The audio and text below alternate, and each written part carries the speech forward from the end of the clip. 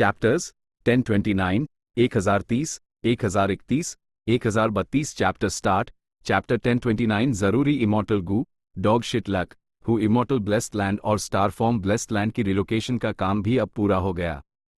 ये मामला निपटने के बाद आखिरकार फैंग युआन ने राहत की सांस ली। वो जीत से पहले हार के बारे में सोचता था। ये मामला सुलझने के बाद अब यिंगवुजी चाहे जो भी करे, फैंग युआन का नुकसान काफी हद तक कम हो चुका था। बड़ी अजीब बात थी, एक्चुअली अजीब और गरीब घटनाओं के बाद उसकी और यंगवुजी की पोजीशन आपस में बदल गई थी। फैंग युआन हमेशा की जिंदगी पाना चाहता था, उसके लिए एक फिजिकल बॉडी मास के थैले से ज्यादा कुछ नहीं थी, और उस बदलने में उस कोई हिचकिचाहट नहीं थी। उस सिर्फ 3 चीजों की परवाह थी। पहली, उसकी ओरिजिनल बॉडी के गू वॉर्म्स। दूसरी, हु इमॉर्टल ब्लेस्ड लैंड और स्टार फॉर्म ब्लेस्ड लैंड में जमा किए गए कल्टिवेशन रिसोर्सेज। तीसरी, ही लू लैन, ताई Bai Yun Sheng, Langya land spirit, spirit affinity house, immortal crane sect और दूसरों के साथ उसके रिश्ते। फैंग युआन ने काले आसमान की तरफ देखा। पहाड़ी हवाएं उस चीद के पेट की टहनियों को हिला रही थी जिस पर वो आराम कर रहा था। उसने सोचा, अब तक तो फिक्स्ड इमॉर्टल ट्रैवल खुद तबाह हो चुका होगा। उसके बाद दूसरे गू वॉर्म्स भी एक के बाद एक खुद को तबाह कर लेंगे। पता नहीं यंगवुजी इससे कैसे निपटाएगा। इन गू वॉर्म्स को वापस लेने की उम्मीद अब ना के बराबर है। हु इमॉर्टल ब्लेस्ड लैंड और स्टार फॉर्म ब्लेस्ड लैंड के रिसोर्सेज पहले हाई मूव हो चुके हैं। Who immortal blessed land central continent के गू इमॉर्टल्स के हाथ लग चुका है, और स्टार फॉर्म ब्लेस्ड लैंड अर्थ अबिस की गहराइयों में छुपा हुआ है। ए फ्लैट, सिर्फ तीसरा मामला बचा है, ही लू लैन, ताई बाई यून शेंग और बाकी लोग। फैंग युआन ने ध्यान से सोचा। तीसरे एस्पेक्ट की बात करें तो सेंट्रल कॉन्टिनेंट के स्पिरिट अफिनिटी हाउस और इमॉर्टल क्रेन सेक्ट के साथ रिश्ते पहले ही टूट चुके थे। फैंग युआन के 88 ट्रू यांग बिल्डिंग को तबाह करने का सच अब हर जगह फैल चुका था। हेवनली कोर्ट इसका पीछा जरूर करेगा और फैंग युआन के लिए मुसीबत खड़ी करेगा। एक तरह से देखा जाए तो यिंगवुजी का फैंग युआन की बॉडी में होना मतलब वो फैंग युआन की जगह उस आफत का सामना करेगा। तो इसकी चिंता करने की जरूरत नहीं थी। जिस बात की फैंग युआन को चिंता थी वो द हे लू लन और ताई बाई यून शेंग। फेरी ली शन और ब्लेजिंग हेवन डिमिनेस मार चुकी थी। ही लू लैन की वैल्यू बहुत गिर गई थी, लेकिन वो अभी भी great strength true martial physique वाली 10 एक्सट्रीम फजीक गू इमॉर्टल थी। ऊपर से उसकी पिछली जिंदगी में स्पिरिट अफिनिटी हाउस की फेरी होने की आइडेंटिटी, साथ ही उसकी तगड़ी किस्मत और मजबूत कैरेक्टर, उस बिल्कुल भी हल्के में नहीं लिया जा सकता था। और ताई बाई यून शेंग के पास भले ही सिर्फ डू इमॉर्टल गूदा, लेकिन दोनों high top grade Gu worms द जिनकी प्रैक्टिकल वैल्यू बहुत ज्यादा थी। फैंग युआन को इस बात की सख्त चिंता थी कि कहीं यिंगवुजी इन दोनों को उसके लिए मुश्किलें खड़ी करने के लिए इस्तेमाल ना कर ले। तो जैसे ही उसने हु इमॉर्टल ब्लेस्ड लैंड और स्टार फॉर्म ब्लेस्ड लैंड से कांटेक्ट किया, उसने तुरंत ट्रेजर येलो हेवन में ही लू लन और ताई बाई यून शेंग से कम्युनिकेट करने की कोशिश की। उन्होंने अपनी विल्स ट्रेजर येलो हेवन में छोड़ी हुई थी। ये कम्युनिकेशन का एक तरीका था जो पहले से तैयार किया गया था। लेकिन भले हाई फैंग युआन ने ट्रेजर येलो हेवन में इन दोनों विल्स से कांटेक्ट कर लिया था, अभी तक वो इन दोनों से आमने सामने कांटेक्ट नहीं कर पाया था। जब ये दोनों लोग ट्रेजर येलो हेवन से कनेक्ट होंगे और उनकी विल्स उनकी मेन बॉडीज में लौटेंगी, तभी वो सच को समझ और जान पाएंगे। उनसे कोई कांटेक्ट ना होने पर फैंग युआन की इल्म में चिंता और भी गहरी हो गई। कोई और रास्ता ना होने पर उसने फिलहाल कोशिश करना छोड़ दिया और लंग या लैंड स्पिरिट से कांटेक्ट किया। और इस बार उस लगभग तुरंत जवाब मिल गया। लड़के, आखिरकार तुमने मुझसे कांटेक्ट कर ही लिया। लैंग या लैंड स्पिरिट काफी एक्साइटेड लग रहा था जब उसने पुकारा। सच तो यह था कि उसने फैंग युआन की रिसोर्सेज रिलोकेट करने में मदद इसलिए की थी क्योंकि फैंग युआन लैंग या सेक्ट का मेंबर था। लेकिन जब उसने डांग माउंटेन, लुओपो वैली और सबसे जरूरी विजडम गू देखा, तो वो हैरानी से बिल्कुल हक्का बक्का रह गया। एक शब्द में कहें तो वो शॉक था। उसने कभी नहीं सोचा था कि फैंग युआन ने इतनी गहरी चीजें जमा कर रखी होंगी। इतनी गहरी कि उस विश्वास ही नहीं हो रहा था। लैंग या लैंड स्पिरिट की बातें सुनकर फैंग युआन मुस्कुराया। ऐसा लगा जैसे वो उस लैंड स्पिरिट को देख रहा है जिसके पूरे शरीर पर बाल हैं, एक गोरिल्ला की तरह अजीब और गरीब ढंग से उछाल कूद कर रहा है। Lang Ya land spirit long hair ancestor से बना था। वो बेहद खास था क्योंकि वो 2 जुनून से बना था। ये वाला जुनून आक्रामक था, पूरे दिल से चाहता था कि हेरी मेन राजा बने, 5 रीजन्स के मालिक और इंसानों को दबाएं। पिछले संत जैसे दिखने वाले लैंड स्पिरिट के मुकाबले ये वाला ज्यादा अजीब था। लेकिन चाहे कोई भी हो, लैंड स्पिरिट्स झूठ नहीं बोल सकते थे। वो साफ दिल और ईमानदार थे। फैंग युआन इंसान गु इमोर्टल्स के मुकाबले लैंड स्पिरिट से डील करने में ज्यादा आराम महसूस कर सकता था, क्योंकि वो अपनी असली नीयत छुपा नहीं सकते थे। ये देखकर कि फैंग युआन चुप है, लंग या लैंड स्पिरिट से रहा नहीं गया और वो बोल पड़ा, फैंग युआन, लंग या सेक्ट ने इस बार तुम्हारी बहुत बड़ी मदद की है। सोचो अगर तुम ये सब खो देते तो क्या तुम अपना सर पटक कर मर नहीं जाते? तो अब तुम मुझे इसका सिला कैसे दोगे? थोड़ी देर रुकने के बाद फैंग युआन ने लंग या लैंड स्पिरिट को फिर से बोलते हुए सुना, लड़के, ये सारी चीजें सेक्ट को दान कर दो। मैं तुम्हारा बिल्कुल नुकसान नहीं होने दूंगा। तुम हमारे एक्सटर्नल सुप्रीम एल्डर हो। मैं तुम्हें इतने सेक्ट कंट्रीब्यूशन पॉइंट्स दूंगा कि गिनती भूल जाओगे, इतने कि तुम उनसे अनगिनत इमोर्टल गू रेसिपीज और इमोर्टल गू एक्सचेंज कर सकोगे। जब से फैंग युआन ने लंग या लैंड स्पिरिट से मदद मांगी थी, वो जाहिर है पहले से हाई मेंटली प्रिपेयर्ड था। कोई भी जो डांग माउंटेन, लुओपो वैली और विजडम गू देखेगा, उसका दिल जरूर ललचाएगा। यहां तक कि लंग या लैंड स्पिरिट भी इससे अलग नहीं था। लैंग या लैंड स्पिरिट भले ही सीधा और जिद्दी था, एक ही धुन में रहता था, लेकिन उसमें दिमाग की कमी नहीं थी। फैंग युआन ने शांति से जवाब दिया, मेन लैंग या सेक्ट का एक्सटर्नल सुप्रीम एल्डर हूं, ये सब मेरा है। फर्स्ट एल्डर, कहीं आप मेरी चीजों पर कब्जा करने की तो नहीं सोच रहे, क्यों? ही। लैंग या लैंड स्पिरिट अपने बाल नोचते हुए चिल्लाया, अगर मुझे पहले पता होता तो मैं तुम्हें लंग या सेक्ट ज्वाइन हाई नहीं करने देता। मैं ये सारे अनमोल खजाने सीधे सीधे जब्त कर सकता था। डैम इट, मैंने फिर से सच बोल दिया। फैंग युआन हंस पड़ा। उस वक्त लंग या लैंड स्पिरिट सच में चाहता था कि फैंग युआन लैंग या सेक्ट ज्वाइन करे। ए फ्लैट जब दोनों के बीच एग्रीमेंट हो चुका था, लंग या लैंड स्पिरिट के लिए इसके खिलाफ जाना बहुत देर हो चुकी थी। कम से कम अभी के तरीकों से तो वो एग्रीमेंट तोड़ नहीं सकता था। अगर वो एग्रीमेंट से मुकरना चाहता भी तो यूज दोनों के बीच इंफॉर्मेशन पाथ एग्रीमेंट को तोड़ने के लिए कुछ समय की तैयारी करनी पड़ती। फिर भी क्योंकि वो झूठ नहीं बोल सकता था, फैंग युआन को बस थोड़ी सी जांच पड़ताल करनी थी और सारी इंफॉर्मेशन निकल आती। सिर्फ इस एक पॉइंट के बेसिस पर फैंग युआन ने लंग या लैंड स्पिरिट को अपनी मुट्ठी में कर रखा था। कुछ देर ध्यान से सोचने के बाद फैंग युआन को फिर भी यही बेहतर लगा कि वो डांग माउंटेन, लुओपो वैली और विजडम गू को लंग या ब्लेस्ड लैंड में ही छोड़ दे। डांग माउंटेन और लुओपो वैली दो ऐसे खजाने द जो कभी स्पेक्ट्रल सोल डेमन वेनरेबल के पास द। अगर फिक्स्ड इमॉर्टल ट्रैवल तबाह ना हुआ होता तो क्या इसका मतलब ये नहीं होता कि यंग वुजी और बाकी लोग आराम से इन दोनों जगहों पर वापस आ सकते थे? अगर फैंग युआन इन दोनों खजानों को अपने इमॉर्टल एपर्चर में रखता तो ये एक बहुत बड़ी गलती होती। ये तो चोरों के लिए दरवाजा खोलने जैसा होता, भेड़िए को अपने घर में घुसाने जैसा। जहां तक विजडम गू की बात है, फैंग युआन यूज फिलहाल इस्तेमाल नहीं कर सकता था। उसने अब एक नई फिजिकल बॉडी के साथ पुनर्जन्म लिया था जो उसके पिछले इमॉर्टल ज़ॉम्बी बॉडी से अलग थी। अपने इमॉर्टल ज़ॉम्बी बॉडी में फैंग युआन को विजडम की रोशनी से डरने की जरूरत नहीं थी। लेकिन अब अगर वो उस रोशनी में गया तो उसकी उम्र घटने लगेगी, जो एक ऐसी कीमत थी जिसे फैंग युआन चुका नहीं सकता था। इसलिए अब से जब तक कि कोई मजबूरी ना हो, विजडम गू का इस्तेमाल ना करना ही बेहतर था। मुझे सॉवरन इमॉर्टल एपर्चर मिल गया लेकिन विजडम गू का सपोर्ट छीन गया। मान सकते हैं कि कुछ पाने के साथ कुछ खोया भी है। लेकिन एक दिन आएगा जब मैं जिंदा बॉडी के साथ विजडम गू इस्तेमाल करने का तरीका ढूंढ लूंगा। इस दौरान विजडम गू को लंग या लैंड स्पिरिट की हिफाजत में रखना ही बेहतर है, इससे मेरी चिंता भी दूर रहेगी। ये सोचते हुए फैंग युआन ने लंग या लैंड स्पिरिट से कहा, फर्स्ट सुप्रीम एल्डर, आप चाहते हैं कि मैं ये तीनों खजाने सेक्ट को दे दूं, ये तो नामुमकिन है। लेकिन हम कोऑपरेट कर सकते हैं। मैं डांग माउंटेन, लुओपो वैली और विजडम गू सेक्ट के इस्तेमाल के लिए उधार दे सकता हूं। सेक्ट इनकी हिफाजत के लिए जिम्मेदार होगा। अगर कुछ भी न होनी हुई तो आपको मुझे 10 गुना मुआवजा देना होगा। इसके अलावा आपको मुझे कुछ सेक्ट कंट्रीब्यूशन पॉइंट्स भी देने होंगे। लैंग या लैंड स्पिरिट खुशी से झूम उठा। लगभग नाचते हुए उसने चिल्लाया, लड़के, तुम काफी समझदार हो। ये ठीक है, ये बहुत ठीक है। डांग माउंटेन और लुओपो वैली के साथ मैं इन बच्चों को अपनी आत्मा को रिफाइन और मजबूत करने दे सकता हूं। उनके गु रिफाइनमेंट में इससे बहुत बड़ी मदद मिलेगी। और विजडम गु भी। ही ये विजडम पाथ का रैंक 9 गु है। पहले ये स्टार कॉन्स्टलेशन इमॉर्टल वेनरेबल का वाइटल गु था। ही इससे इमॉर्टल गु रेसिपीज डिड्यूस करना तो बस कमाल है। लैंड स्पिरिट के लहजे से लग रहा था कि यूज विजडम गु इस्तेमाल करना आता है। फैंग युआन पूछे बिना रह नहीं पाया।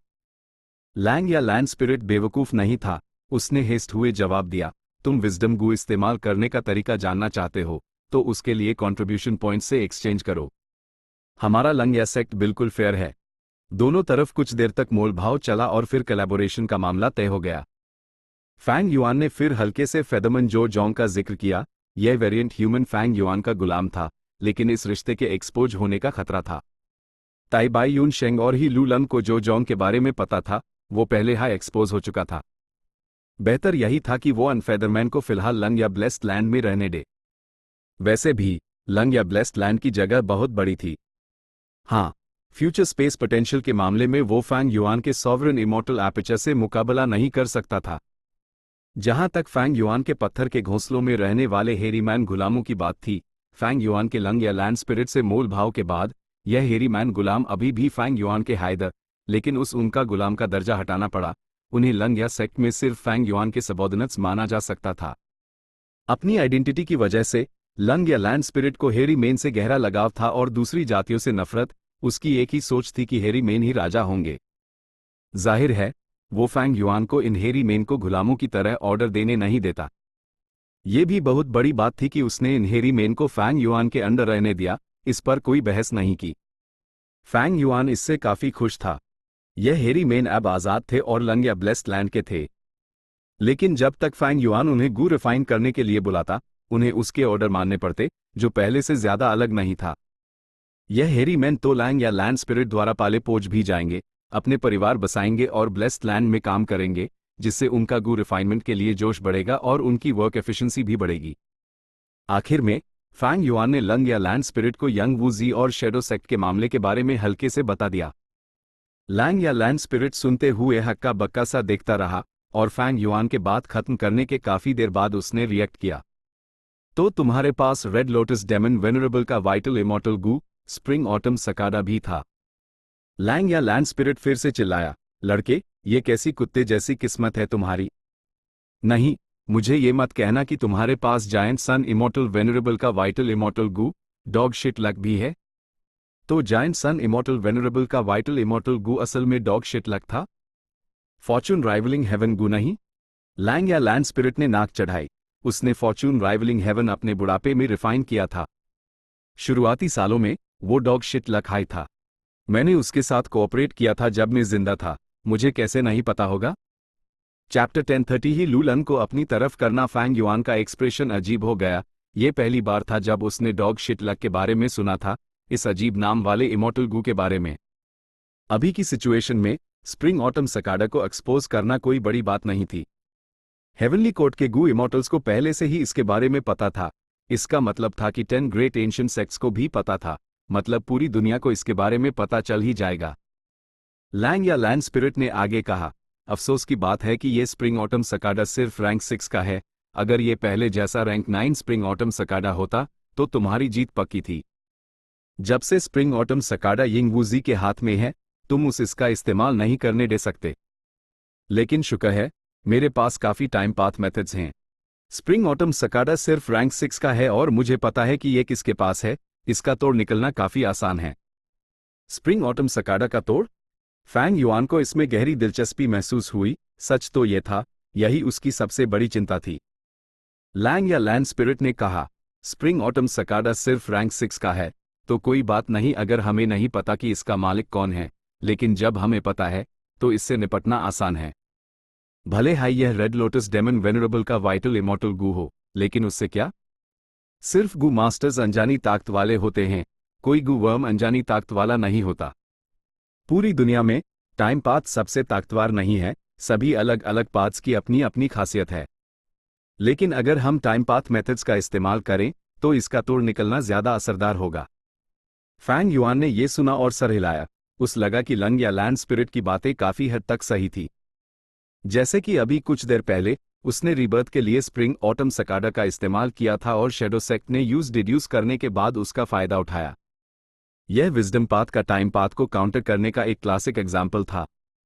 स्प्रिंग ऑटम सकाडा की अपनी अनोखी सहमता थी, लेकिन वो इनविंसिबल नहीं था। इंसान सभी जीवों की आत्मा है, गू स्वर्ग और धरती का सार है। दुनिया संतुलित थी। ये बात समझ में आती थी कि स्प्रिंग ऑटम सकाडा को दूसरे तरीकों से काउंटर किया जा सकता था। रीबर्थ के बाद से मेन स्प्रिंग ऑटम सकाडा को अपना सबसे बड़ा ट्रम्प कार्ड मानता आया हूं। सोचा ना था कि एक दिन मुझे ही इससे निपटना पड़ेगा। फैंग युआन ने अंदर ही अंदर आह भरी। जब वो लंग या लैंड स्पिरिट से कांटेक्ट कर रहा था, उसी समय सेंट्रल कॉन्टिनेंट में मिंग टैंग वैली, ये घाटी जो साल भर रोशनी से नहाई रहती थी, सेंट्रल कॉन्टिनेंट में मशहूर थी। यह विंड क्लाउड मनो और heavenly lotus sect, 2 of the 10 great ancient sects, के कंट्रोल में थी।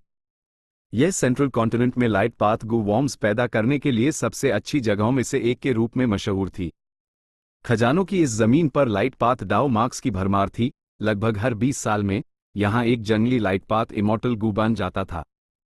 इस मिंग टैंग वैली की गहराइयों में एक छिपा हुआ डिमोनिक पाथ गू इमॉर्टल था। अनमूविंग माउंटेन, गोंग सन लियांग। अचानक उसने अपनी गहरी नींद से आंखें खोली। ओह, कोई मुझे बुला रहा है, उसने धीरे से बड़बड़ाया। उसके चेहरे पर शक का भाव तुरंत गायब हो गया और एक गंभीर और शांत एक्सप्रेशन आ गया।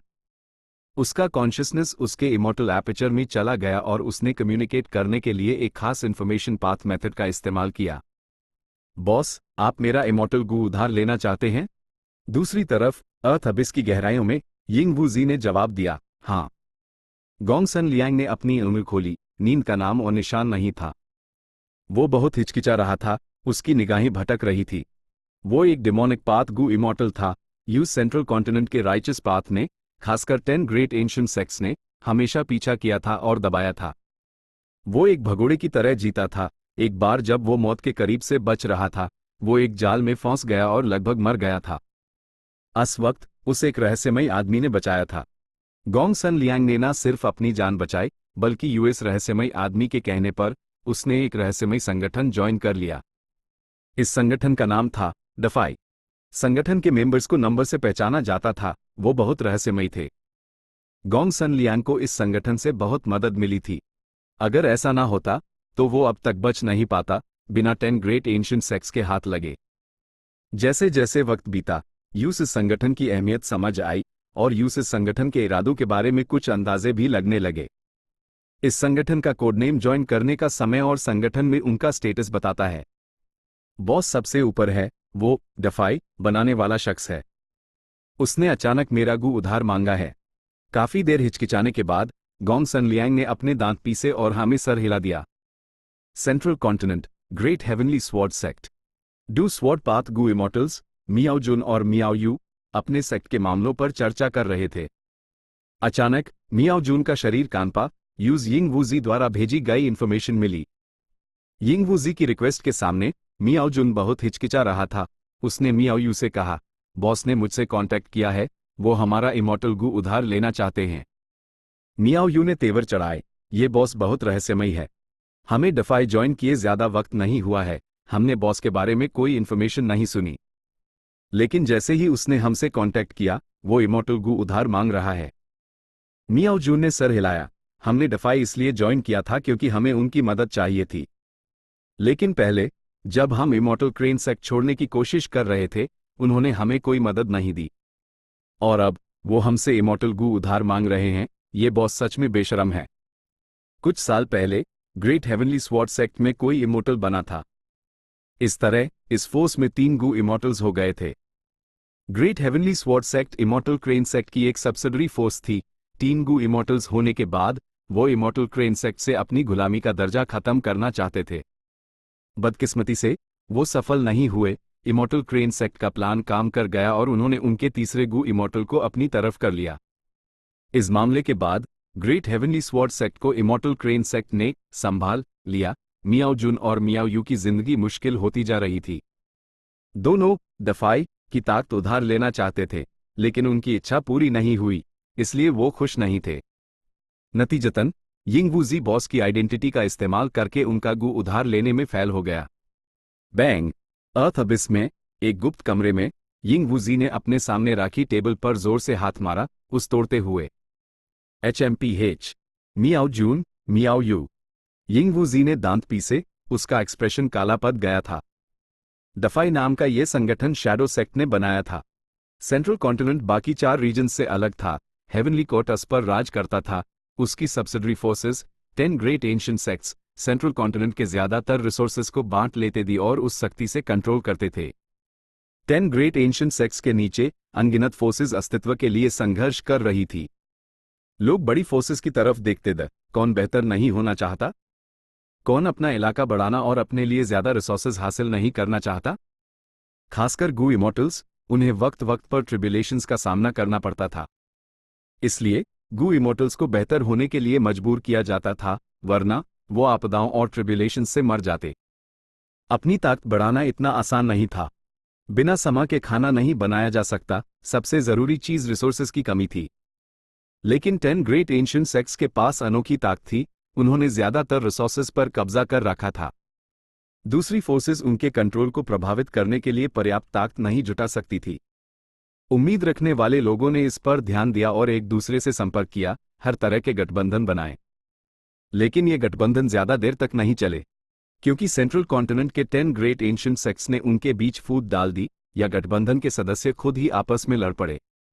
ऑफ कोर्स, मूल समस्या सेंट्रल कॉन्टिनेंट के 10 ग्रेट एंशिएंट सेक्स को चुनौती देने के लिए पर्याप्त ताकत की कमी थी। इसलिए शैडो सेक्ट ने गुप्त रूप से डफाई संगठन बनाया, सदस्यों को ध्यान से चुना और मजबूत होते गए। लेकिन यह सिर्फ एक आम कदम था। यहां तक कि उस शैडो सेक्ट के सदस्य ने भी, जिन्होंने यूएस समय डफाई संगठन बनाया था, ज्यादा उम्मीदें नहीं राखी थी। जितने ज्यादा सदस्य होते, संगठन उतना ही फूलता और उतना ही जटिल और मैनेज करना मुश्किल होता। इसके अलावा ये सदस्य अदरवर्ल्डली डीमंस नहीं थे, वो फेट एस्केपीज भी नहीं थे।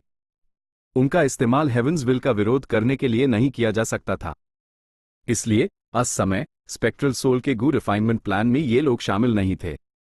अगर वो उन्हें मोबिलाइज करता तो क्या वो सुनते? अगर सुनते भी तो इस बात की पूरी संभावना थी कि हेवंस विल उनका इस्तेमाल कर लेगा। ये इस लायक नहीं था। लेकिन इस पल शैडो सेक्ट का प्लान फेल हो गया। उन्हें एक बड़ा झटका लगा। रीबर्थ के बाद यिंग वूजी को डफाई की ताकत का इस्तेमाल करना पड़ा। गू उधार लेने का उसका अनुभव बहुत सफल नहीं रहा। ज्यादातर गू इमोर्टल्स ने बहुत सारे बहाने बनाए। इमोर्टल गू बहुत कीमती थी। डफाई के सदस्यों की पहचान गुप्त रखी जाती थी। वो एक दूसरे को नहीं जानते थे। संगठन सख्त नहीं था। गू उधार लेना कितना मुश्किल होता? सिर्फ अनमूविंग माउंटेन गोंग सन लियांग जैसे लोग, यह डिमोनिक पाथ गू इमोर्टल्स जिनके पास कोई सपोर्ट नहीं था, उन्हें सेंट्रल कॉन्टिनेंट के राइचस पाथ के पीछे से बचने और डिडक्शन से बचने के लिए डफाई का इस्तेमाल करना पड़ता था।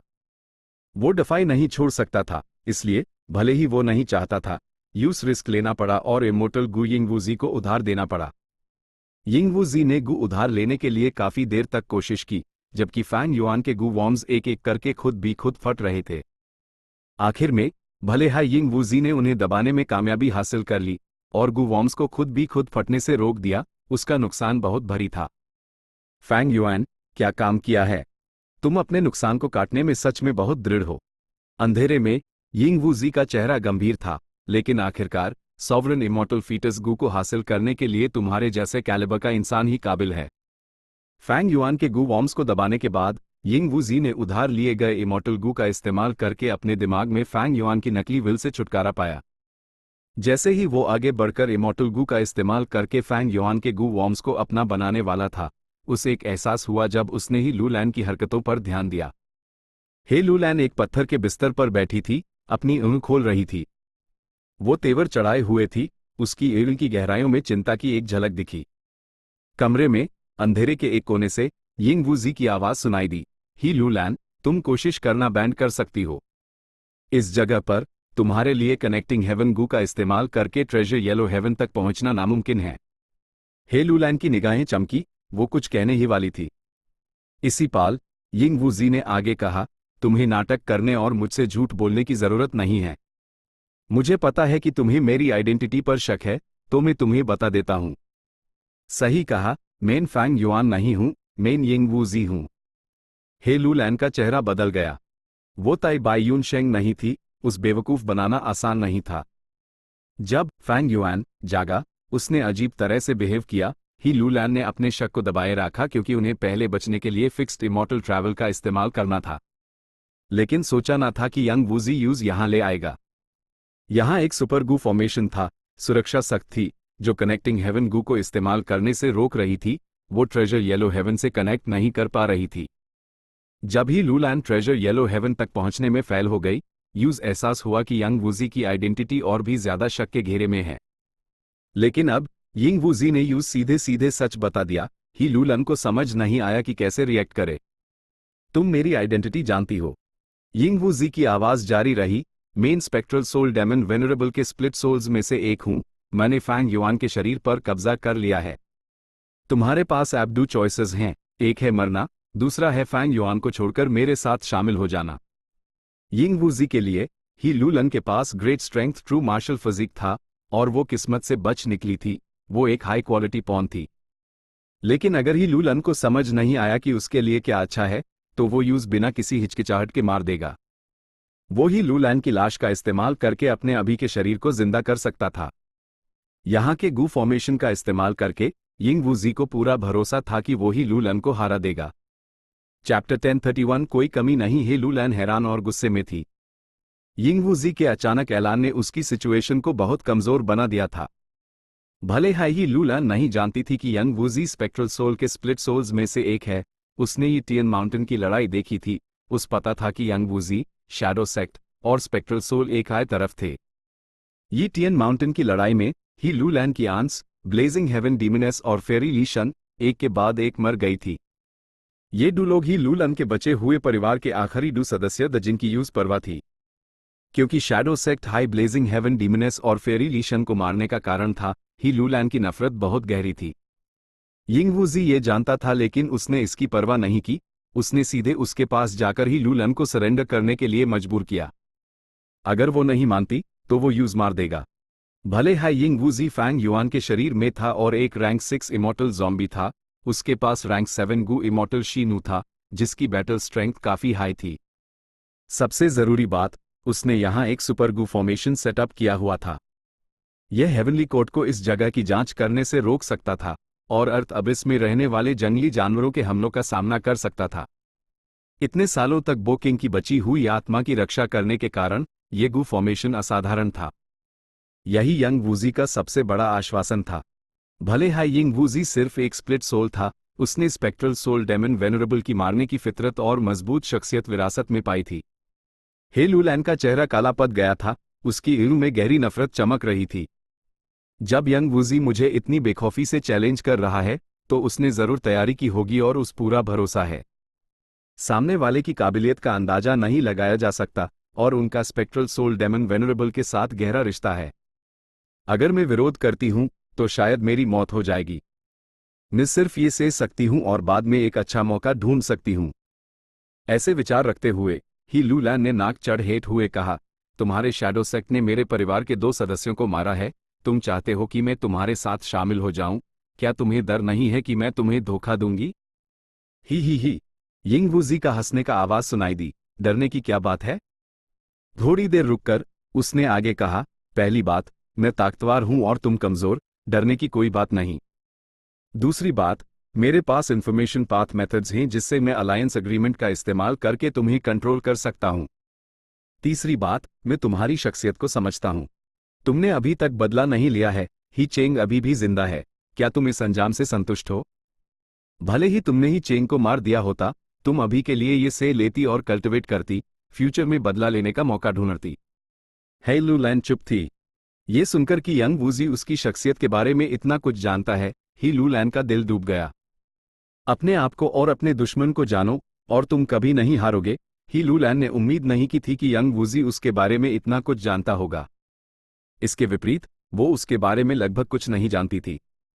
ये सब फैंग युआन की वजह से हुआ था। उस समय शैडो सेक्ट में ओल्ड मैन यानशी को फैंग युआन में कुछ गड़बड़ लगी और उसने उसके बारे में मामले डिड्यूस करने के लिए हेवनली सीक्रेट गू का इस्तेमाल किया। फैंग युआन के करीब होने के नाते ही लूलन भी लपेटे में आ गई। शैडो सेक्ट ने उसके बारे में इंफॉर्मेशन जमा की, कई डिटेल्स डिड्यूस की। यिंग वूजी को ये सब पहले नहीं पता था, लेकिन रिवर ऑफ टाइम में रेड लोटस ट्रू इनहेरिटेंस की वजह से यूज स्पेक्ट्रल सोल की विल से गाइडेंस मिली। उसने ही लूलन के बारे में बहुत कुछ जान लिया। हे लूलन को चुप देखकर यिंग वूजी ने बड़ा धैर्य दिखाया। उसने यूएस पर जल्दी नहीं की। इस सादे से कमरे में सिर्फ हल्की सी रोशनी थी। हे लूलन का पूरा शरीर लगभग अंधेरे में डूबा हुआ था। काफी देर बाद वो बोली, तुम मुझे किसके खिलाफ इस्तेमाल करने के लिए रिक्रूट करना चाहते हो? अगर तुम चाहते हो कि मेन हेवनली कोर्ट के खिलाफ लड़ूं, तो इससे अच्छा है कि तुम मुझे अभी मार दो। हा, यिंग वूजी हंसा, मुझे टटोलने की जरूरत नहीं है, ही लूलैन। मैं तुम्हें फैंग युआन के खिलाफ इस्तेमाल करने के लिए रिक्रूट करना चाहता हूं। हे लूलैन की एठी में तेज रोशनी चमकी, उसकी आवाज ऊंची हो गई। ओ, लगता है फैंग युआन अभी तक मारा नहीं है। वो न सिर्फ जिंदा बच गया, बल्कि उस बहुत फायदा भी हुआ है। यिंग वूजी के लहजे में नफरत छिपाए नहीं छिप रही थी। तुम मेरा इस्तेमाल करके फैंग युआन को नुकसान पहुंचना चाहते हो और हु इमॉर्टल ब्लेस्ड लैंड अपने लिए लेना चाहते हो?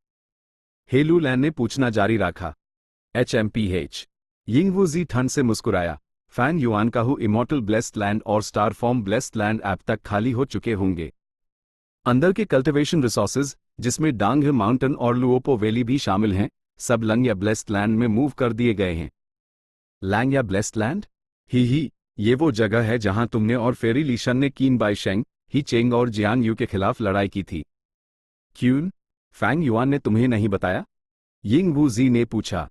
हे लूलन खामोशी में डूब गई। यिंग वूजी ने आगे कहा, लंग या ब्लेस्ड लैंड वो इमॉर्टल एपर्चर है जो लॉन्ग हेयर एंसेस्टर ने छोड़ा था। ये एक पुराना ग्रोटो हेवन है जो गिरकर एक ब्लेस्ड लैंड बन गया है। लेकिन इसकी नींव इतनी मजबूत है कि इसे 5 रीजन्स का नंबर 1 ब्लेस्ड लैंड कहा जा सकता है। इंपीरियल कोर्ट ब्लेस्ड लैंड पहले ही तबाह हो चुका है, कोई दूसरा ब्लेस्ड लैंड इसका मुकाबला नहीं कर सकता। फैंग युआन ने न सिर्फ अपने रिसोर्सेस लैंग या ब्लेस्ड लैंड में मूव किए, बल्कि उसने लंग या सेक्ट भी ज्वाइन कर लिया, इंसानों को धोखा देकर हैरी मेन का गुलाम बन गया। हे लूलैन ने यह सुना और उसकी निगाहें चमक उठी। यिंग वूजी को उसके विचार समझ आ गए, उसने मुस्कुराते हुए बोलना जारी रखा, तुमने सही अंदाजा लगाया। लैंग या ब्लेस्ड लैंड में मेरा एक भेड़िया है। मुझे लंग या ब्लेस्ड लैंड के अंदर होने वाली हर चीज के बारे में पता है। फैंग युआन ज्यादा दिन तक भाग नहीं पाएगा, तुम सिर्फ मेरे साथ शामिल होकर ही जिंदा बच सकती हो। ये टियन माउंटेन के दृश्य ही लूलन के दिमाग में फिर से उभार आए। स्पेक्ट्रल सोल का विशाल शरीर उसके दिमाग में गहराई तक बस गया था। Spectral soul demon venerable. Hei Loulan ने मन ही मन बड़बड़ाया। उसने धीरे धीरे अपनी अंग बैंड की, गंभीरता से कहते हुए, हालात मेरे पक्ष में नहीं हैं, मैं तुम्हारे साथ शामिल हो जाऊंगी। लेकिन मैं तुम्हें याद दिला दूं, भले ही तुम मुझे फैंग युआन के खिलाफ इस्तेमाल करना चाहते हो, हमारे बीच अभी भी एक एक्टिव अलायंस एग्रीमेंट है। सिर्फ एक अलायंस एग्रीमेंट, मैं न्यूज तुम्हारे लिए आसानी से खत्म कर सकता हूं। यिंग वूजी ने विश्वास से कहा। लेकिन ही लूलैन ने कहा, क्या तुम श्योर हो? उस वक्त जब हमने अलायंस एग्रीमेंट किया था, उसमें साफ साफ लिखा था, अगर कोई भी पार्टी अलायंस एग्रीमेंट तोड़ती है तो दूसरी पार्टी को यूज फॉलो करने की जरूरत नहीं होगी। यिंग वूजी को लगा कि यह मामला थोड़ा पेचीदा हो रहा है। ओ, तो अगर मैं तुम्हारी अलायंस एग्रीमेंट से छुटकारा पाने में मदद करता हूं, तो मैं इनडायरेक्टली फैंग युआन की भी मदद कर रहा हूं? हे लूलैन ने सर हिलाया, बिल्कुल सही। फैंग युआन ने उस वक्त ये लाइन इसलिए डाली थी क्योंकि उस डर था कि कहीं फेरी लीशन चुपके से अलायंस एग्रीमेंट ना हटा दे। आखिरकार वो मुख्य रूप से इंफॉर्मेशन पाथ कल्टिवेट करती थी, फैंग युआन को उससे बचकर रहना था। लेकिन चीजें बहुत तेजी से बदली, जिंदगी में नहोनी घटनाएं हो गई। फेरी लीशन मर गई और यंग वूजी हे लूलैन की अलायंस एग्रीमेंट हटाने में मदद करना चाहता था। अलायंस एग्रीमेंट्स का सार इन्फॉर्मेशन पाथ मेथड्स का इस्तेमाल करके शरीर और आत्मा दोनों पर इन्फॉर्मेशन पाथ डाउ मार्क्स छोड़ना होता है। अलायंस एग्रीमेंट हटाने के लिए मुझे इन्फॉर्मेशन पाथ डाउ मार्क्स से छुटकारा पाना होगा।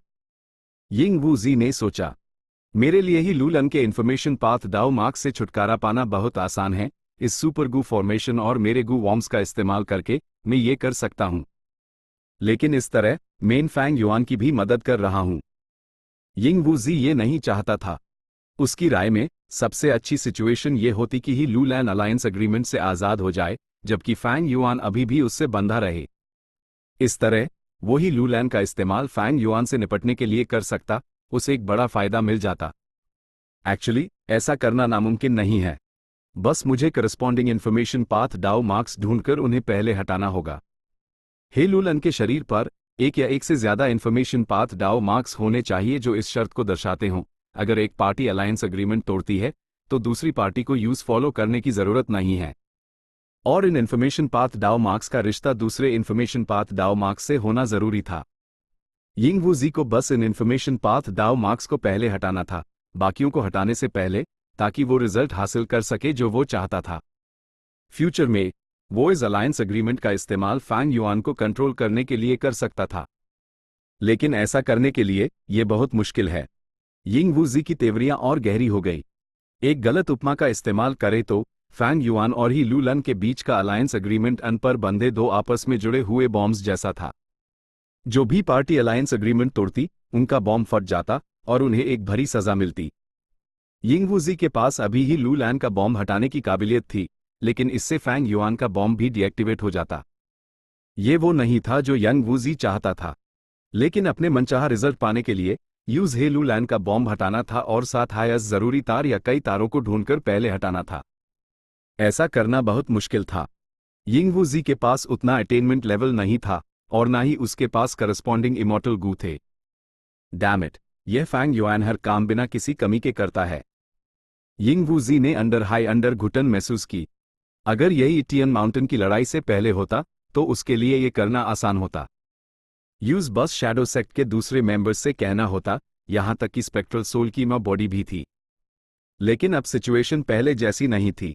यी टियन माउंटेन की लड़ाई के बाद शैडो सेक्ट का प्लान फेल हो गया, उन्हें भारी नुकसान उठाना पड़ा। उनकी फोर्सेस का सिर्फ एक छोटा सा हिस्सा हाई पांचों रीजन्स में बचा था। यिंग वूजी जानता था कि भले ही वो शैडो सेक्ट को फिर से बनाए और सारी बची हुई फोर्सेस को जोड़ दे, वो उसके पुराने लेवल तक नहीं पहुंच सकता। इस तरह से ही लू लैन की वैल्यू बहुत कम हो जाती है। क्या मुझे यूज मारकर एक great strength true martial immortal zombie में बदल देना चाहिए, जिससे मुझे जिंदा होने के लिए एक life and death immortal aperture मिल जाए? यिंग वूजी के दिमाग में एक आइडिया आया, लेकिन इस पर विचार करने के बाद उसने ये आइडिया छोड़ दिया। एक life and death immortal aperture से जिंदा होने में एक बहुत बड़ी कमी है। अगर मेरी किस्मत खराब हुई तो इमॉर्टल एपर्चर फट सकता है। इससे अच्छा है कि मैं नॉर्मल इमॉर्टल ज़ॉम्बीज का इस्तेमाल करके एक stable life and death immortal aperture बनाऊं। Life and death immortal aperture के बारे में सोचते हुए यिंग वूजी ने स्वाभाविक रूप से सॉवरन इमॉर्टल फीटस गू के बारे में सोचा। तुरंत उसने अपने दांत पीसे। फैंग युआन के प्रति उसकी नफरत और बढ़ गई। शैडो सेक्ट ने life and death immortal aperture revival method बनाने के बाद उन्होंने कई एक्सपेरिमेंट्स किए और इसमें कई समस्याएं पाई। फिर उन्होंने इसे कदम दर कदम सुधारने के लिए एक बड़ी कीमत चुकाई। आखिर में स्पेक्ट्रल सोल की मैं बॉडी भी इसमें शामिल हो गई। ह्यूमन पाथ, ट्रांसफॉर्मेशन पाथ और हेवन पथ का सार इस्तेमाल करके सॉवरन इमॉर्टल फीटस गू के लिए इमॉर्टल गू रेसिपी बनाई। फैंग युआन ने सॉवरन इमॉर्टल फीटस गू छीन लिया और 95 सॉवरन इमॉर्टल एपर्चर हासिल किया। वो एक ही छलांग में आसमान तक पहुंच गया। शैडो सेक्ट की अनगिनत सालों की मेहनत और कड़ी कोशिश बेकार हो गई थी। इतनी गहरी नफरत शब्दों में बयान नहीं की जा सकती थी। भूल जाओ, मुझे ही लू लैन को छोड़ देना चाहिए। मेरे पास अभी आदमियों की बहुत कमी है। ही लू लैन की काबिलियत जबरदस्त है, वो एक बहुत अच्छी गुलाम बन सकती है। फैंग युआन, तुम एक दिन मेरे हाथों में आओगे। उस दिन मैं तुम्हारी सारी नसें खींच लूंगा। मैं तुम्हारे शरीर के हर इंच मांस और खाल का इस्तेमाल करके सॉवरन इमॉर्टल फीटस गू को फिर से रिफाइन करूंगा। चैप्टर 1032 ट्रेजर येलो हेवन से गू वॉर्म्स की ट्रांसपोर्ट। तो सोच लिया, तुम लंग या सेक्ट के एक एक्सटर्नल सुप्रीम एल्डर हो। तुम अपने सेक्ट कंट्रीब्यूशन पॉइंट्स का इस्तेमाल करके मेथड एक्सचेंज कर सकते हो। लैंग या लैंड स्पिरिट मुस्कुराया। सेंट्रल कॉन्टिनेंट में ही लू लन को यंग वूजी ने मजबूर कर दिया था और उसके पास झुकने के अलावा कोई चारा नहीं था। फैंग युआन को इस बारे में कुछ नहीं पता था और वो लंग या लैंड स्पिरिट से कांटेक्ट कर रहा था। स्प्रिंग ऑटम सकाडा को काउंटर करने के तरीके की बात करें तो लंग या लैंड स्पिरिट सच में लॉन्ग हेयर एंसेस्टर से बना था। उसके पास गहरा ज्ञान था। उनकी पहली की बातचीत में फैंग युआन ये जानकर हैरान रह गया था कि लंग या लैंड स्पिरिट के पास 10 से ज्यादा तरीके थे।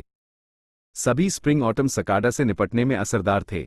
इन तरीकों में कई एस्पेक्ट्स शामिल द इतने सारे ऑप्शंस के साथ इस पल फैंग युआन थोड़ा असमंजस में पड़ गया। लेकिन उसने जल्दी ही अपना दिमाग केंद्रित किया। कुछ सोचते हुए उसने पूछा, मेरा एक सवाल है, मेरे पास कितने सेक्ट कंट्रीब्यूशन पॉइंट्स हैं? 300। लैंग या लैंड स्पिरिट ने एक पल के लिए हिचकिचाते हुए जवाब दिया। 300। फैंग युआन ने तेवर चढ़ाए। वो जानता था कि ज्वाइन करने के बाद उसने अभी तक लंग या सेक्ट के लिए कुछ नहीं किया था। ये कंट्रीब्यूशन इसलिए मिला था क्योंकि उसने डांगे माउंटेन, लुओपो वैली और विजडम गू को लंग या लैंड स्पिरिट को उधार दिया था। लेकिन चाहे डांगे माउंटेन हो, लुओपो वैली हो या विजडम गू, सभी अनमोल चीजें थी। क्या उनकी कीमत सिर्फ 300 सेक्ट कंट्रीब्यूशन पॉइंट्स थी? तुरंत फैंग युआन को थोड़ा शक हुआ, लेकिन उसने उससे सवाल नहीं किया। उसने घुमाकर पूछा, फर्स्ट सुप्रीम एल्डर, मुझे समझ नहीं आ रहा कि आपने ये 300 पॉइंट्स कैसे कैलकुलेट किए। मैं चाहूंगा कि आप मुझे समझाएं। लैंग या लैंड स्पिरिट ने फैंग युआन को फर्स्ट सुप्रीम एल्डर कहते हुए सुना और मन ही मन बहुत खुश हुआ। उसने साफ साफ कहा, यह बहुत आसान है। डांग माउंटेन के 100, लुओपो वैली के 100 और विजडम गू के भी 100। फैंग युआन का लहजा थोड़ा नीचा हो गया। विजडम गू एक रैंक 9 इमॉर्टल गू है, उसकी कीमत डांग माउंटेन और लुओपो वैली के बराबर क्यों है? शक करने की जरूरत नहीं है। लैंग या लैंड स्पिरिट ने जल्दी से जवाब दिया, तुमने तीनों चीजें सेक्ट को उधार दी हैं, लेकिन मेरे लंग या सेक्ट को अर्थ की का खर्च और विजडम गू को खिलाने का खर्च उठाना पड़ेगा। 300 सेक्ट कंट्रीब्यूशन पॉइंट्स तुम्हें सेक्ट के नियमों के अनुसार दिए गए हैं। मैं जानता हूं कि एक सेक्ट को बढ़ने के लिए फेयरनेस जरूरी है, चिंता मत करो, हम तुम्हारा जो भी हक है उसमें कोई कमी नहीं करेंगे, लेकिन हम तुम्हें एक्स्ट्रा भी नहीं देंगे जो तुमने कमाया ना हो। थोड़ी देर रुकने के बाद लंग या लैंड स्पिरिट ने आगे कहा, ऑफ कोर्स, अगर तुमने उन्हें सेक्ट को कंट्रीब्यूट किया होता तो कंट्रीब्यूशन पॉइंट्स बहुत ज्यादा होते। यह भी मुमकिन है कि तुम सेक्ट के फर्स्ट सुप्रीम एल्डर बन जाते। फैंग युआन ने यह सुना और वो एक्साइटमेंट महसूस किए बिना नहीं रह सका। लैंग या सेक्ट का फर्स्ट सुप्रीम एल्डर बनना, क्या उस सबसे ऊंची अथॉरिटी नहीं मिल जाती? भले ही वो लंग या ब्लेस्ड लैंड का मालिक नहीं होता, वो लंग या ब्लेस्ड लैंड के अंदर के हेरी मैन गो इमॉर्टल्स को मोबिलाइज कर सकता था आखिर।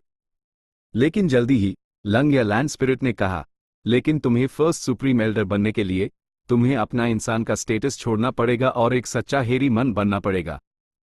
सिर्फ एक असाधारण हेरी मैन हाई हेरी मैन का लीडर हो सकता है।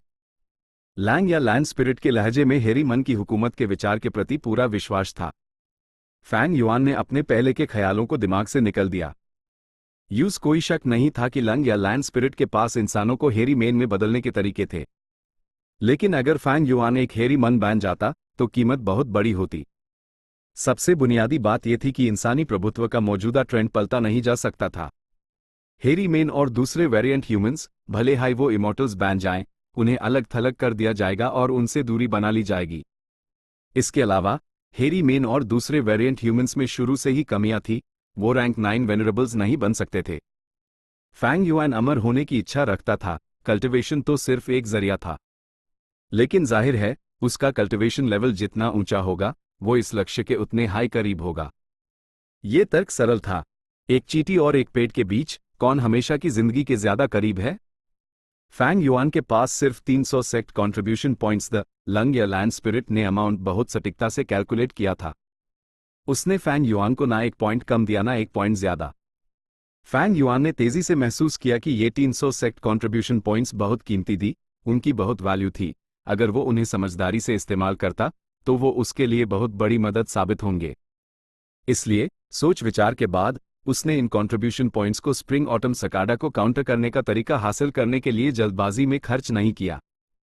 दूसरी तरफ लंग या लैंड स्पिरिट ने कहा, सेक्ट कंट्रीब्यूशन पॉइंट्स इस्तेमाल करने के लिए ही होते हैं, उनके साथ ज्यादा कंजूसी मत करो, हमारे पास तुम्हारे लिए बहुत सारे सेक्ट मिशंस हैं।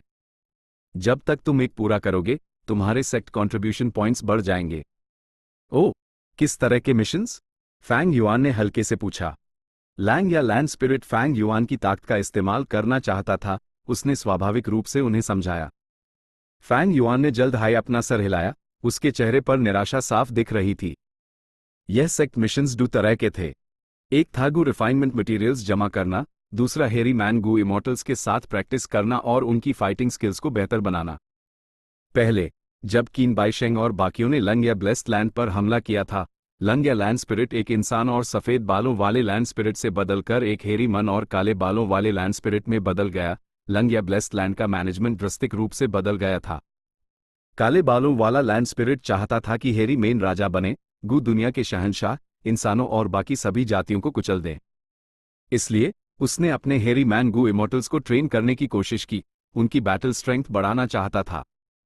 इससे पहले यह हेरी मैन गू इमॉर्टल्स सिर्फ गू रिफाइन करना जानते थे, वो आमतौर पर ट्रेन भी नहीं करते थे, उनकी बैटल स्ट्रेंथ को सबसे नीचे के लेवल का भी नहीं कहा जा सकता था। फिलहाल फैंग युआन के पास काले बालों वाले लैंड स्पिरिट की गू रिफाइनमेंट मटेरियल्स ढूंढने में मदद करने या हेरी मैन गू इमॉर्टल्स का नन्ही बनने का समय नहीं था।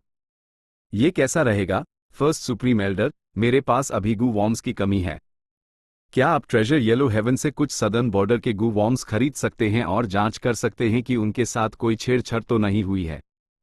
अगर वो ठीक हैं तो उन्हें मेरे पास भेजे दीजिए। फैंग युआन ने टॉपिक बदलते हुए अपनी ज़रूरतें गिनाई। लैंग या लैंड स्पिरिट ने इससे इनकार नहीं किया। गू वॉर्म्स के बैचेस जल्दी से कनेक्टिंग हेवन गू के जरिए ट्रेजर येलो हेवन से गुजरे फैंग युआन के सॉवरन इमॉर्टल एपर्चर तक पहुंचे। पहला बैच एक बड़ी संख्या में मोर्टल गू का था, जिसमें वाइन सैक फ्लावर गू, राइस पाउच ग्रास गू, स्प्रिंग वाटर गू, ईटिंग विंड ड्रिंकिंग ड्यू गू और दूसरे शामिल थे। ए फ्लैट सिचुएशन अलग थी। पहले फैंग युआन एक इमॉर्टल ज़ॉम्बी था, उस खाने की जरूरत नहीं थी। लेकिन अब जब वो जिंदा हो चुका था, उसका शरीर जिंदा था, यूज खाना और पानी की जरूरत थी। यहां तक कि गू इमॉर्टल्स भी मर जाते अगर वो ना खाते, जब तक कि उनके पास रेलेवेंट फूड पाथ डाउ मार्क्स ना हो। इन फूड पाथ मॉर्टल गू के अलावा कुछ कपड़ों के गू भी थे। फैंग युआन फायर केप गू और फ्लाइंग स्मोक गू से संतुष्ट नहीं था। आग का इफेक्ट बहुत ज्यादा ध्यान खींचता था, वो जरूरी नहीं थे। इन कपड़ों के गू को हासिल करने के बाद उसने तुरंत अपने कपड़े बदल लिए। रहने के लिए भी गू थे, जैसे कि wood path Gu worm 3 star cave. जब उस इस्तेमाल किया जाता तो वो एक पेड़ के घर में बदल जाता जिसके तने में जगह होती। दूसरा बैच जो दिया गया वो था मूविंग पर्सपेक्टिव कप गू और स्टारगेट गू। ट्रेजर येलो हेवन का इस्तेमाल करना सुरक्षित नहीं था। ट्रेजर येलो हेवन एक खुला मार्केट था, ये कोई गुप्त चैनल नहीं था। मूविंग पर्सपेक्टिव कप गू चीजों को ट्रांसपोर्ट करने के लिए स्पेस डोर का इस्तेमाल करता था। ये पांचों रीजन्स की रीजनल वॉल्स को बाईपास कर जाता था।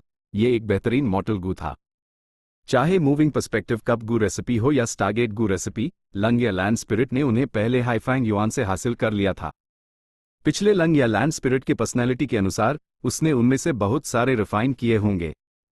इसलिए ये दोनों गू वॉर्म्स सीधे लैंग या ब्लेस्ड लैंड से निकले गए थे। जैसे हाइवो ट्रेजर येलो हेवन में दाखिल हुए, दोनों गू वॉर्म्स चमकदार ट्रेजर लाइट से चमके। इसने कई गू इमॉर्टल्स का ध्यान खींचा। वो मॉर्टल गूदर, लेकिन ट्रेजर लाइट सच में बहुत चमकदार थी, ये असाधारण था। इस खास सिचुएशन ने कई गू इमॉर्टल्स का ध्यान खींचा। वो पूछने गए लेकिन लंग या लैंड स्पिरिट ने उन्हें माना कर दिया। तीसरा बैच भी मॉर्टल गू का था। वो लंग या सेक्ट के स्टोरेज से आए थे। फैंग युआन उन्हें अपने सॉवरेन इमॉर्टल एपर्चर को टेस्ट करने के लिए इस्तेमाल करना चाहता था। पहले के टेस्ट सिर्फ सतह पर किए गए ऑब्जर्वेशंस थे। सॉवरेन इमॉर्टल एपर्चर के राज जानने के लिए यूज गू वॉर्म्स को टूल्स के रूप में इस्तेमाल करना था। चौथा बैच मुख्य उद्देश्य था स्वॉर्ड इमॉर्टल बोकिंग के स्वॉर्ड पाथ इमॉर्टल गू। फैंग युआन ने इमॉर्टल ज़ॉम्बी बोकिंग से काफी सारे इमॉर्टल गू चुराए थे। उसने विजडम की रोशनी और विजडम पाथ मेथड्स का इस्तेमाल करके इन इमॉर्टल गू को अस्थायी रूप से धोखा दिया, जबकि वो धीरे धीरे उन्हें रिफाइन कर रहा था। ये टियन माउंटेन की लड़ाई में शामिल होने से पहले वो सिर्फ चेंज सोल इमॉर्टल गू को हाई रिफाइन कर पाया था, और ये टियन माउंटेन की लड़ाई में नाजुक मोड़ पर उसने इसका इस्तेमाल करके सिचुएशन पलट दी थी। अभी चेंज सोल इमॉर्टल गू अभी भी फैंग युआन के हाथों में था। जहां तक दूसरे स्वॉर्ड पाथ इमॉर्टल गू की बात है, वो बोकिंग की विल से भरे हुए थे। उन्हें चेंज सोल इमॉर्टल गू के मुकाबले रिफाइन करना बहुत मुश्किल था।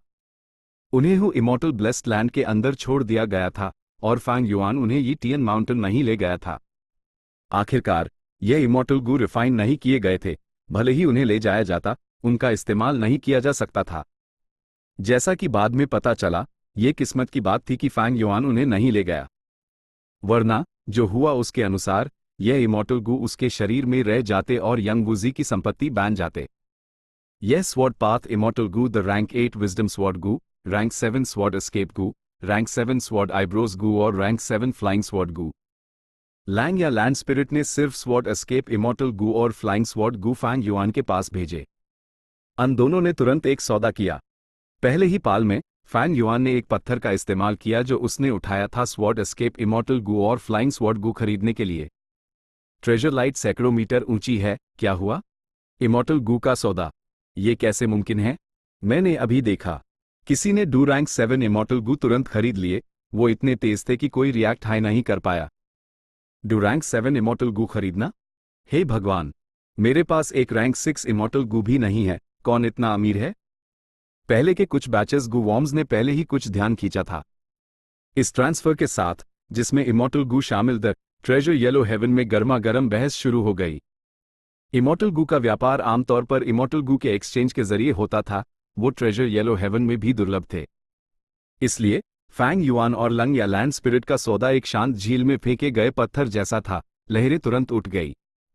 डू इमॉर्टल गू, हर एक की ट्रेजर लाइट लगभग 300 मीटर थी। लेकिन दूसरी पार्टी ने एक पत्थर से पेमेंट किया। एक किस्मत वाले गू इमॉर्टल ने, जिसने सौदा देखा था, अपने डिवाइन सेंस का इस्तेमाल करके ट्रांसमिट किया। इस जानकारी ने गू इमॉर्टल्स के बीच और भी गर्मा गर्म बहस छेड़ दी।